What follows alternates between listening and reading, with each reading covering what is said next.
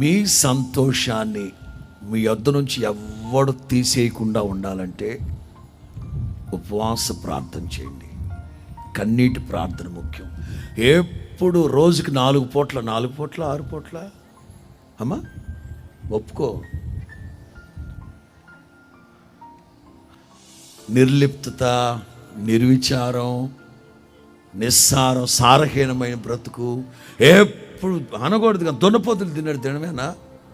చిన్న కొటేషన్.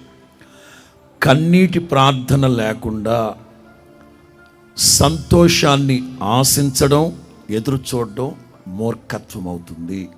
కన్నీటి ప్రార్థన లేక, ఉపవాస ప్రార్థన లేక క్రైస్తవ సమాజమా, శోధనలు, ఎదిరింపులు, బెదిరింపులు, సవాళ్ళు వచ్చినప్పుడు నిమ్మకి నీరెత్తినట్టుగా నిర్విచారంగా ఉండే సమయం కాదు.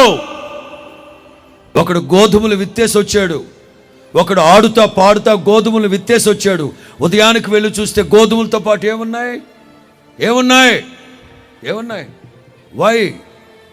వై ఇంటికి వచ్చి ప్రార్థన చేశాడా? చేయలా.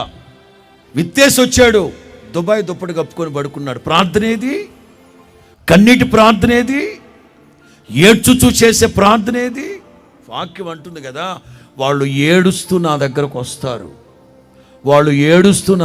వస్తారు, వాళ్ళు ప్రార్థించుచూ ఉండగా నేను వారిని నీటి కాలువల యొద్దకు నడిపిస్తాను కదా.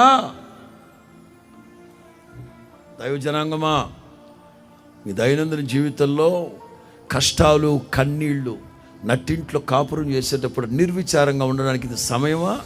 కూలిపోయిన ప్రార్థన బలిపీఠాలు కట్టండి.